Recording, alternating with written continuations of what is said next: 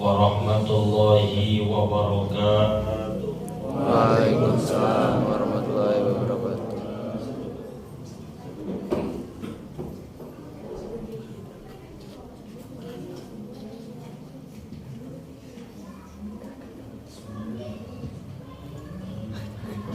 Alhamdulillahi rabbil alamin.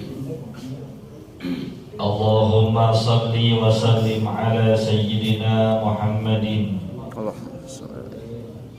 wa ala alihi wa sahbihi ajma'in, amma ba'du. Yang saya hormati dan muliakan segenap pengurus dan jamaah Musalla Asyam yang dimuliakan oleh Allah, Bapak Ibu remaja hadirin, alhamdulillah sama-sama telah kita laksanakan kewajiban kita sholat isya secara berjamaah. Mudah-mudahan ibadah yang telah kita laksanakan diterima dan dilipat gandakan pahala oleh Allah Subhanahu wa taala. Amin ya rabbal alamin. Malam hari ini kita memasuki malam ke-7 daripada bulan Ramadan. Berarti lebaran berapa hari lagi ya? Masih lama. Masih lama. Tak terasa hampir seminggu kita melaksanakan ibadah penuh keberkahan, penuh kenikmatan, yang walaupun makin kesini jemaahnya semakin berkurang. Saya ingat betul ketika malam pertama saya hadir di sini, jemaahnya luar biasa, penuh sampai ada yang sholat di samping. Ternyata malam hari ini sudah ada kemajuannya. Sop yang kedua pun tidak begitu penuh. Memang seperti itulah yang namanya ibadah, pasti penuh godaannya, pasti penuh tantangan dan hambatannya. Apalagi untuk urusan ibadah sholat. Allah Subhanahu wa ta'ala pernah menyatakan, wa innaha lakabiratun illa 'alal khashiin. Sesungguhnya ibadah sholat itu teramat berat, kecuali bagi orang-orang yang memiliki kadar kekhusyuan dan takut kepada Allah Subhanahu wa ta'ala. Mudah-mudahan kita termasuk hamba-hamba Allah yang senantiasa takut kepadanya. Amin. Amin ya rabbal alamin. Bapak Ibu yang dimuliakan oleh Allah, dengan puasa Ramadan diharapkan terbentuknya kepribadian orang yang beriman dan bertakwa kepada Allah Subhanahu wa ta'ala. Tentu derajat mulia ini tidak bisa didapatkan oleh sembarang orang. Perlu kita mengukur diri. Saat ini sudahkah kita menjadi orang yang benar-benar bertakwa kepada Allah? Saat ini sudahkah kita menjadi orang yang benar-benar beriman kepada Allah dengan sebenar-benarnya keimanan dan ketakwaan? Kalau ditanya ente beriman apa enggak, pasti jawabannya beriman.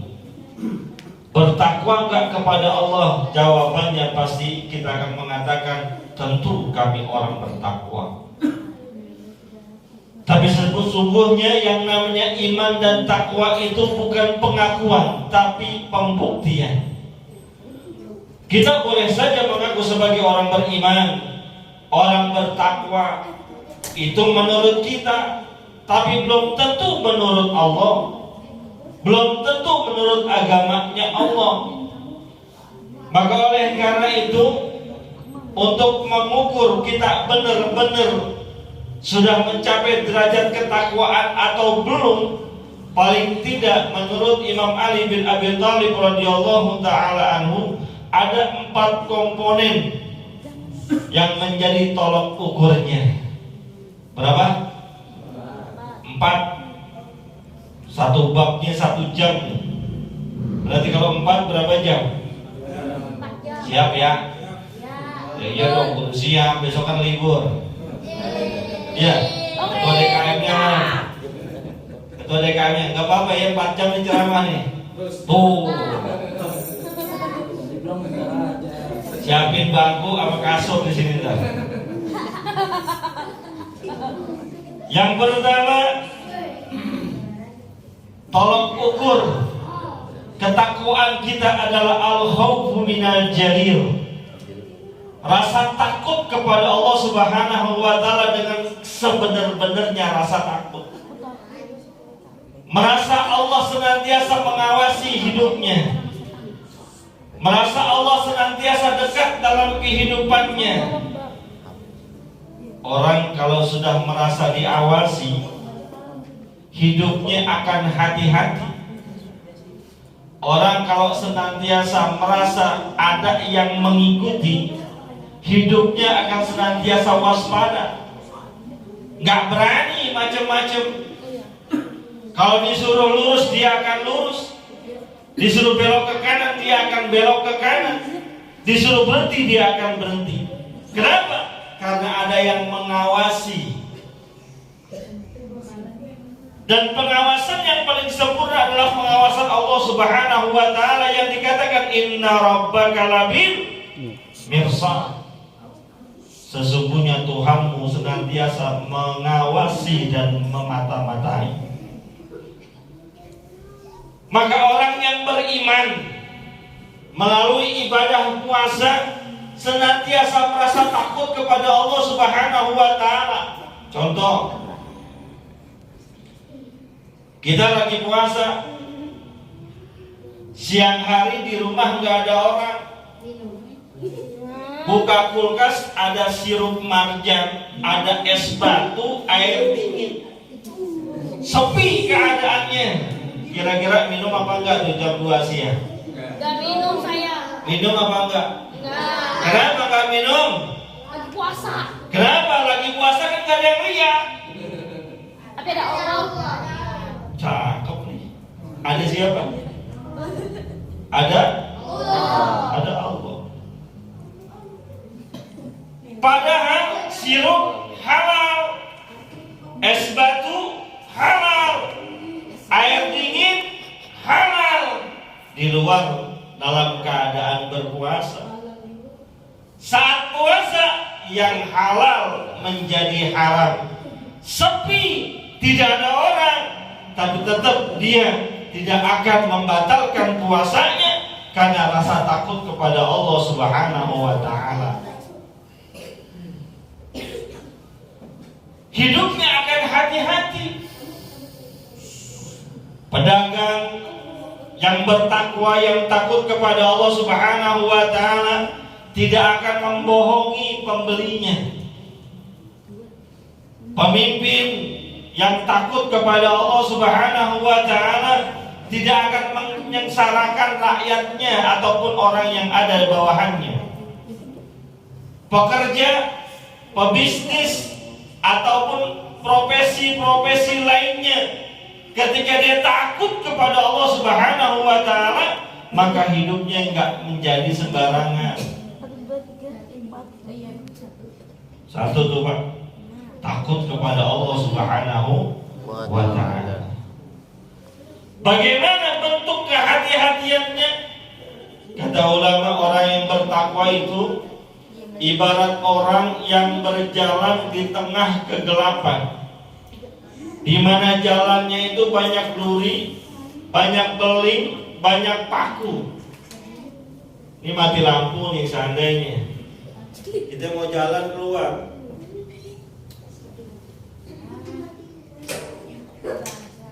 Cek, emang kalau mik cakep begitu.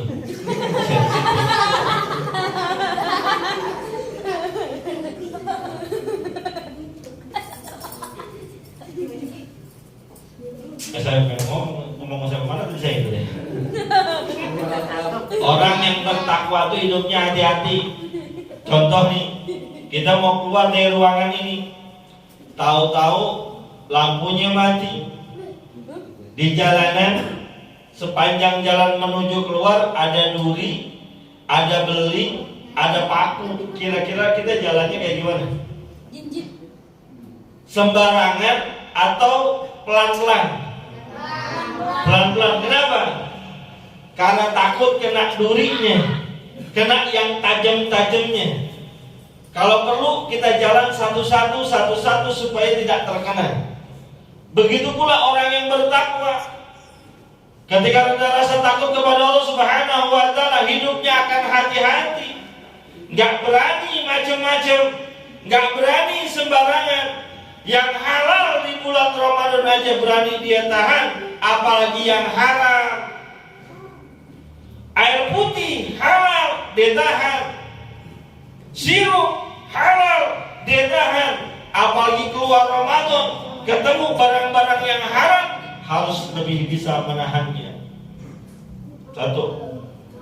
Yang kedua, komponen tolak ukur takwa kita adalah asyukru bil qalil, bersyukur terhadap kenikmatan-kenikmatan yang Allah berikan, walaupun menurut kita nikmatnya itu kecil. Padahal hakikatnya nikmat Allah nggak ada yang kecil.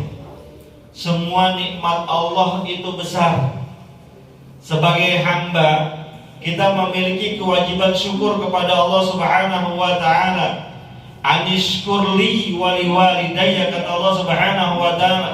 Allah telah memberikan kita fasilitas hidup, dari belum ada menjadi ada, dari belum punya apa-apa sampai memiliki segalanya, dari belum bisa apa-apa sampai bisa melakukan apapun yang kita mau.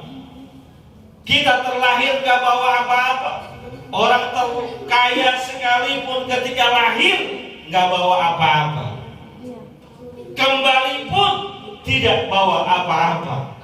Semua yang nempel di kita, yang kita miliki adalah hakikatnya titipan, amanah dari Allah Subhanahu wa Ta'ala yang harus kita syukuri. Orang yang bertakwa adalah orang yang pandai bersyukur terhadap kenikmatan-kenikmatan yang Allah berikan, karena dia yakin firman Allah, wa in ta'adzana rabbukum la in syakartum la azidannakum wa la in kafartum inna 'adzabi lasyadid. Kalau dia bersyukur, nikmatnya akan ditambahkan oleh Allah Subhanahu wa Ta'ala. Sebaliknya, kalau dia tidak bersyukur, sesungguhnya azab Allah sangat pedih. Bersyukur, karena dengan syukur itu kita akan menjadi hamba Allah yang rendah hati, yang mau bersifat qanaah, enggak serakah, enggak rakus, dan juga tidak pelit. Mohon maaf nih, ada enggak orang pelit? Pak, rasa-rasanya buka puasanya kurang banyak ini. Ada nggak orang pelit? Di sini ada nih. Ada nggak di sini orang pelit nih? Tidak ada. Orang kayak semua ketahuan nih. Orang kalau ahli sedekah mukanya bercahaya, Pak. Tuh yang belakang tuh mukanya bercahaya banget. Oh, di bawah lampu. Aku bercahaya. Orang bertakwa nggak bakalan pelit. Punya harta dia mau berbagi, ada loket lewat dia akan masukin. Kenapa? Karena yakin hartanya adalah titipan, bukan milik dia semata-mata. Ada hak orang lain yang harus dia berikan, ada hak orang lain yang harus dikeluarkan dari hartanya, maka dia mau berbagi. Dia sadar orang yang pelit gak bakal masuk surga, kata baginda Rasul sallallahu alaihi wasallam. Al-bakhilu la yadkhulul jannah. Orang pelit alias kikir bin medit tidak bakalan masuk surga.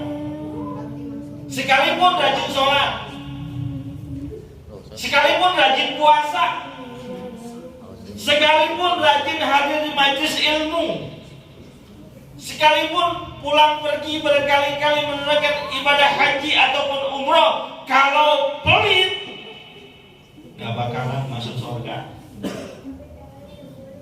Nabi yang bilang, bukan saya. Al-bakhiru la yadkhulul jannah. Yang ketiga, ini sampai jam berapa nih enaknya? Biasanya jam berapa? Jam 9. Kalau kita pada nyender jam 8 ya. Nggak, saya ngikutin yang udah-udah aja. Biasanya jam berapa? Jam 8. Lu mah enak ngomong terus. Gue diri, mana buka puasanya baru kolak doang. Perjalanan jauh Pak, saya takut gerimis-gerimis hujan. Kan lucu ya penceramah hujanan.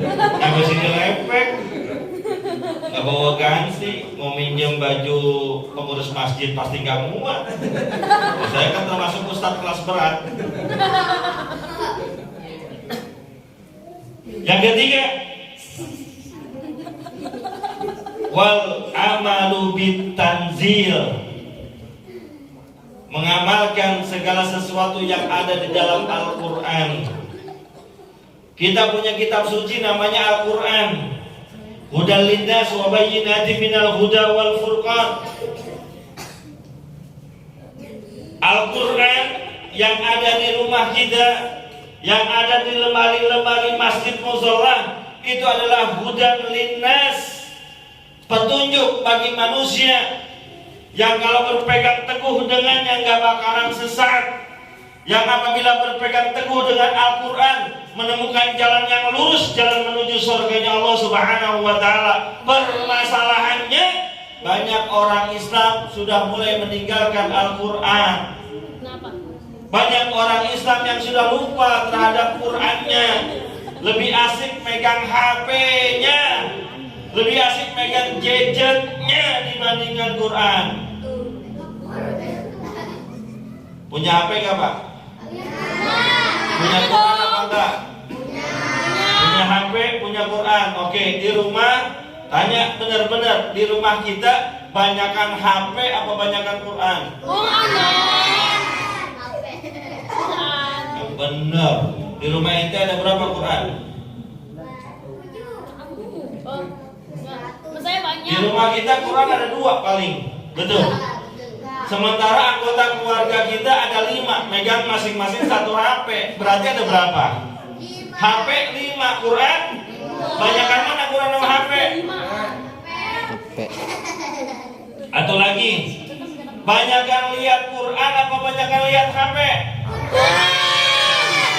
Oh, ngaco ini mah. Kenapa ngaco kan bener? Kenyataannya banyakan lihat HP atau lihat Quran? Cek satu-satu. Bangun tidur lihat apa? Katanya Quran.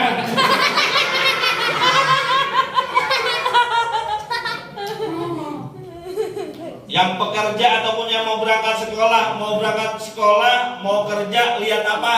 HP. Tadi Quran. Yang pekerja sampai kantornya lihat apa? HP. Lagi istirahat kerja lihat apa? HP. Mau pulang lihat apa? HP. Sampai rumah lihat apa? Jadi banyakkan lihat Quran apa HP?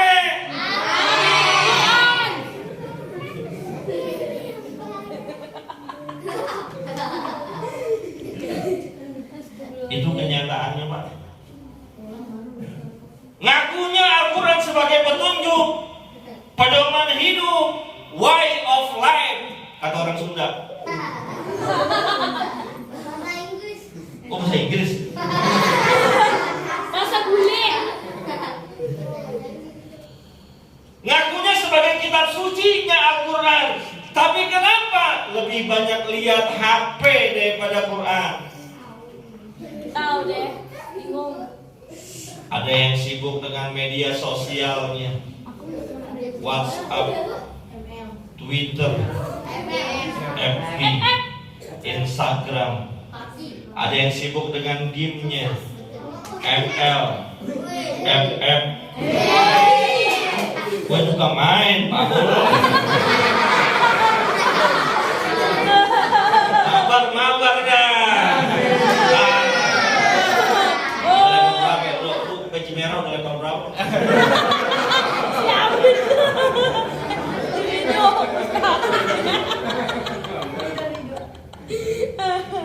Lo lihat YouTube-nya, lo lihat TikTok-nya.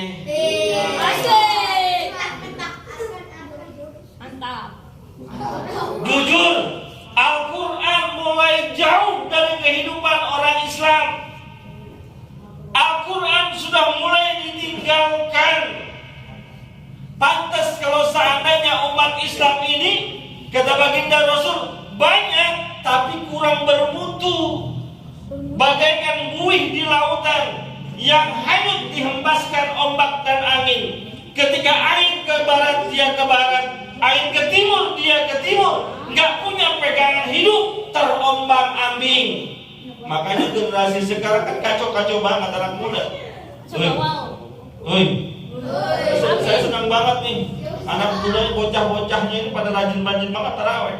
Di kampung saya, sono Mampang, Jakarta Selatan, itu berangkat dari rumah menuju masjid musola, izin sama ayah ibunya mau berangkat taraweh, sampai depan masjid dia perang sarung. Ujungnya diikat, isiin batu, ayo. Di sini nggak ada ya, nggak ada ya, jangan. Ada. Awas. Karena jauh dari Al-Quran, jauh dari pegangan hidup yang benar, lebih asik dengan budaya-budaya nggak jelas. Kadang kita nggak sadar diracunin tuh dengan game-game. Bayangin Pak, game itu kan kayak orang, menurut saya kayak orang setengah bego. Nah ngumpul bareng-bareng kagak ada yang ngobrol. Udah begini aja udah.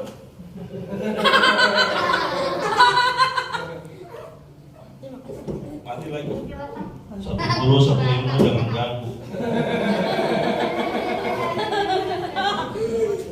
Ngumpul bareng di pinggir jalan berempat berlima, kagak ada yang ngobrol bareng atuh, asik aja udah begini. Maju, awas belakang. Iya gue tahu gue suka main lah. Awas. Ketika generasi mudanya sudah jauh dari Al-Quran, jangan harap banyak akan Islam bisa berkembang lebih baik di negeri kita tercinta ini. Minimal banget ya. Kalaupun kita tidak mampu memahami Al-Quran, minimal bisa baca. Hei, ini bocah kan banyak banget nih ya. Ada berbahasa 300 orang ini. Ada bisa baca Quran gak? Ikut TPA gak? Ikut. Di mana TPA-nya? Di sini. Pada daftar TPA gak? Belajar ngaji gak? Ya. Di mana belajar ngajinya?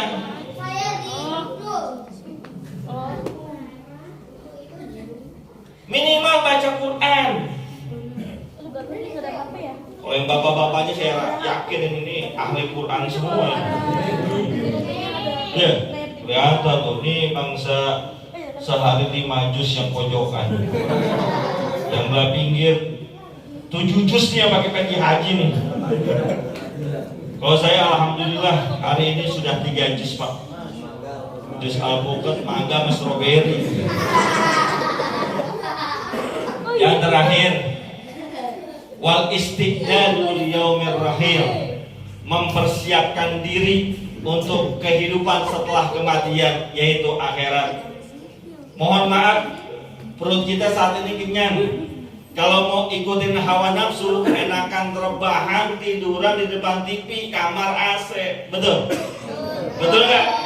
Tapi kenapa hari ini, detik ini, jam ini, kita mau berlama-lama di masjid dan di musola untuk sholat isya, sholat tarawih, mendengarkan ceramah? Kenapa? Karena kita yakin ada hidup setelah mati, ada dunia setelah akhirat. Hidup kita sementara, tidak selama-lamanya. bahagia kita di dunia juga sementara. Yang kita kejar adalah kebahagiaan abadi, yaitu kebahagiaan akhirat. Caranya banyakin ibadah, rajin baca Quran, rajin sedekah, rajin hadir di majelis ilmu. Mudah-mudahan ada manfaatnya. Mohon maaf atas segala kekurangan. In uridu illal islaha mastata'tu wa ma taufiqi illa billah. Alaihi tawakkaltu wa ilaihi unib. Billahi taufiq wal hidayah wa ridha wal inayah. Assalamualaikum warahmatullahi wabarakatuh.